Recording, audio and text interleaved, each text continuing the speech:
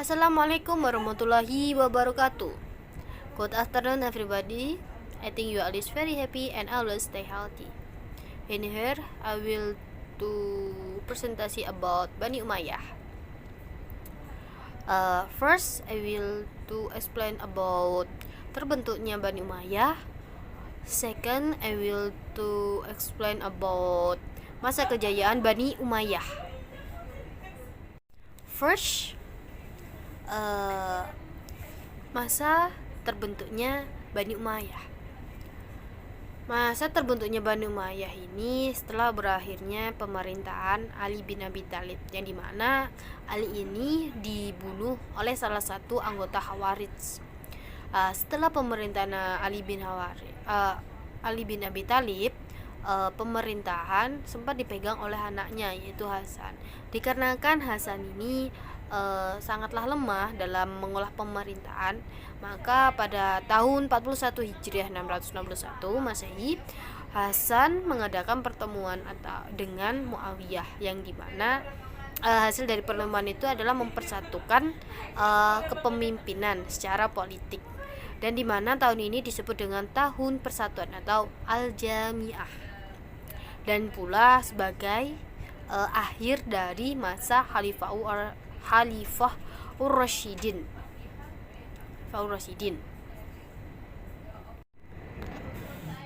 Dinasti Bani Umayyah merupakan pemerintahan kaum muslimin yang berkembang pesat setelah masa Khulafaur Rasyidin yang dimulai sejak tahun 41 Hijriah atau 661 Masehi. Dinasti Umayyah didirikan oleh Muawiyah bin Abu Sufyan bin Harb, yang dimana kalau kita tarik garis keturunannya masih bertemu pada garis keturunan Nabi Muhammad, yaitu pada masa Abdi Manaf.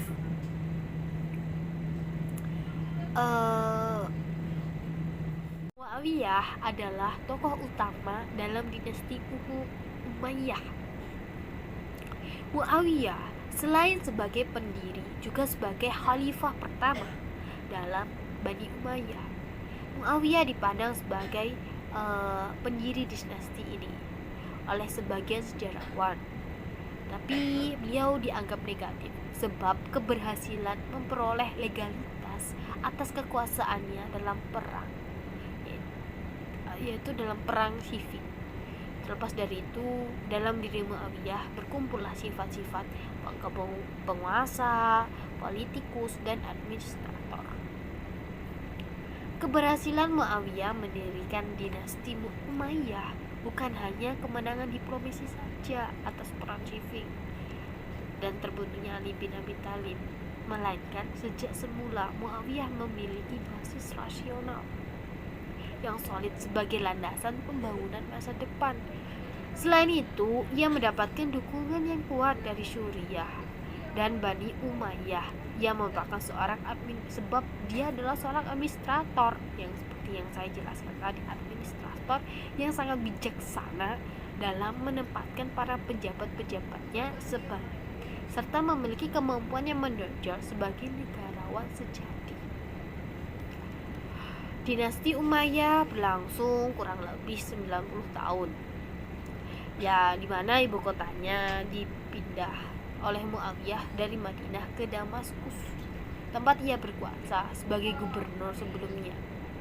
Selama masa itu, dinasti Bani Umayyah di Damaskus atau di Suriah dipimpin oleh 14 khilafah, yaitu Umayyah bin Abu Sufyan, Yazid 1, Muawiyah 2, Marwan 1 bin Hakam, Abdul Malik, Ali Al-Walid 1, Sulaiman, Umar 2 atau Umar bin Abdul Aziz, Yazid 2, Hisham, Al-Walid 2, Yazid 3, Ibrahim, dan yang terakhir adalah Marwan 2. Dari 14 khalifah yang saya sebutkan tadi, ada 5 khalifah besar, yaitu Muawiyah bin Abi Sufyan, Abdul Al-Malik bin Marwan, Al-Walid bin Abdul Al-Malik, Umar bin Abdul Al-Aziz, dan Hisham bin Abdul Al-Malik. 5. Kekuasaan Umayyah merupakan era perubahan dari pemerintah Islam yang tadi sudah disebut singgung sih, karena sebagai setelah pertemuan tadi Al-Jami'ah kan berakhir pula masa Khulafaur Rasyidin, yaitu yang masa-masa dipimpin oleh sahabat. Maka sekarang Muawiyah, giliran Muawiyah. Pada masa dulu sebelum pergantian masa ini tadi, dulu pada masa Khulafaur Rasyidin, masa Nabi itu masih menggunakan sistem demokratis ketika memilih pemimpin. Tapi pada masa ini menggunakan sistem monarki, jadi mana pergantian penguasa dilakukan secara turun-temurun.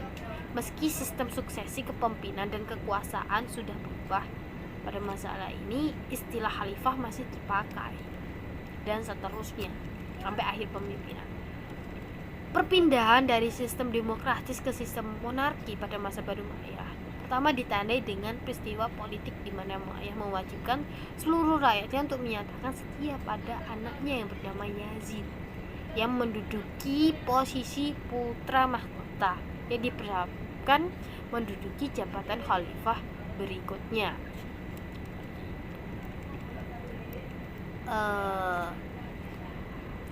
Pada masa ini awalnya memang mulus pada pemerintahan Bani Umayyah dan perkembangan pembangunan budaya juga mulus.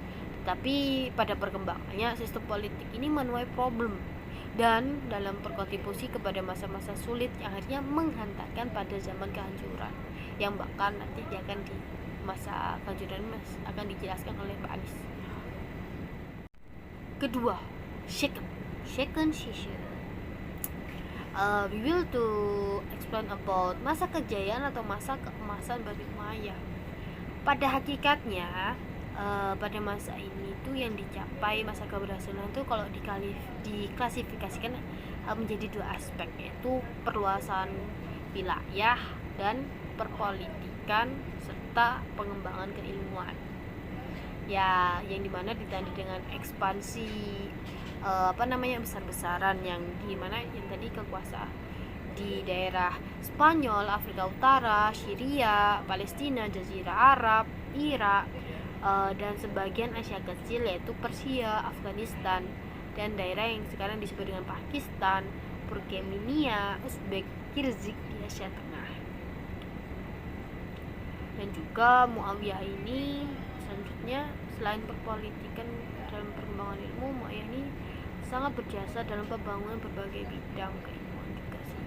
Yang tadi dari dua klasifikasi tadi, dan mendirikan dinas pos dan tempat-tempat tertentu dengan menyediakan kuda yang lengkap dan peralatan di sepanjang jalan. Itu alat transportasi sih ini yang disebut. Terus selanjutnya Muawiyah ini juga berjasa untuk berusaha untuk mendirikan angkatan bersenjata dan meletakkan dan mencetak mata uang. Selanjutnya adalah mencetak mata uang, karena pada masa Abdul Malik ini mata uang kan adanya penyebaran kekuasaan tadi kan, daerah Bizantium dan Persia itu dijadikan satu kekuasaan. Uang Bizantium dan Persia dijadikan menjadi satu mata uang yang dimana dibentuk menjadi tulisan kata-kata bahasa Arab. Yang keenam adalah pada Khalifah Abdul Malik juga berhasil melakukan pembenahan administrasi, terus pembangunan jalan raya yang menghubungkan daerah terpencil ke daerah lain, pembangunan pabrik-pabrik, gedung-gedung pemerintah, masjid-masjid dan megah. Dan pada aspek politik, Bani Umayyah menyusun tata pemerintah yang sama sekali baru untuk memenuhi tuntunan perkembangan wilayah dan administrasi negara yang lebih teratur. Berarti tuntunannya susunan pemerintahnya sudah mulai teratur karena orde baru. Dan itu juga pada masa ini juga, yaitu kelebihannya adanya penasehat. Tidak hanya ada wakil tapi ada penasehat. Selanjutnya adalah perkembangan pada masa keilmuan, yaitu keilmuan yang berkembang adalah ilmu bahasa Arab, qiraat, tafsir, hadis, fikih, nahwu, geografi, dan terjemah. Selanjutnya yang tadi kan Muawiyah berjasa dalam membangun berbagai bidang, Ya karena seni dan budayanya juga maju pada masa ini, apalagi seni arsitekturnya. uh, apa Seni arsitekturnya terus seni rupanya itu sangat maju, terbukti dengan uh, yaitu dibangunnya uh, terbukti dengan pembangunan bangunan masjid yang didirikan pada masa ini, yang berkembangnya dengan memadukan budaya Islam dengan budaya sekitar, dan perbaikan kubahnya Masjidil Aqsa yang disebut dengan Dome of the Rock di Yerusalem, dan bangunan Masjidil Haram dan Masjid Nabawi yang disempurnakan bangunannya oleh Umar bin Abdul Aziz, dan menara-menara yang didirikan oleh Walid bin Sufyan. Seperti bidang arsitekturnya sangat tinggi. Dan tidak pula dalam seni nyanyi, seni komposisian yang sangat terkenal pada masa ini yaitu Sa'id bin Misbah, penyair, Ibnu Sukibah, Ibnu Muris. Dan alat-alat musik pun juga yang tercipta pada masa ini adalah tabur itu duf, seruling, dan string rumput, seperti itu yang tercipta pada masa ini. Ininya dalam segi keilmuan dan segi seni pada masa Umayyah ini sangatlah maju dan berkembang, dan banyak peninggalan sejak dinasti Umayyah yang bisa kita rasakan sampai sekarang, dan kita bisa melihatnya sendiri, yaitu dalam kubah masjid itu, dalam kubah Masjid Al-Aqsa yang dimana sampai sekarang masih seperti itu, Masjidil Haram, dan banyak peninggalan pada masa ini yang bisa kita lihat dan kita rasakan sampai sekarang juga. Tapi tidak dipungkiri juga banyak hal-hal negatif juga dalam masa ini, peninggalan pada masa Umayyah yang bakal dijelaskan oleh Mbak Anissa Putri. Hai, nama saya Anissa Putri dan saya akan melanjutkan presentasi dari Mbak Indah sebelumnya. Jadi, pada kesempatan kali ini saya akan mempresentasikan mengenai faktor-faktor penyebab kemunduran Bani Umayyah. Menurut Ahmad Al-Utsyairi dalam bukunya yang berjudul Sejarah Islam, Bani Umayyah mengalami kemunduran karena disebabkan oleh dua faktor. Yang pertama adalah faktor internal. Faktor internal merupakan faktor yang dipengaruhi dari dalam keadaan kekhalifahan itu sendiri. Salah satu faktornya adalah luasnya kekuasaan Bani Umayyah tetapi tidak dibarengi dengan komunikasi yang baik. Sehingga jika ada suatu hal yang mengancam kekhalifahan di suatu daerah, hal tersebut tidak dapat langsung diselesaikan karena tidak adanya komunikasi yang baik antara kekhalifahan dengan daerah tersebut.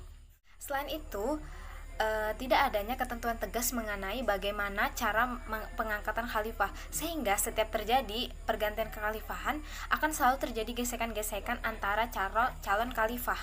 Adalah gaya hidup mewah di antara kalangan khalifah.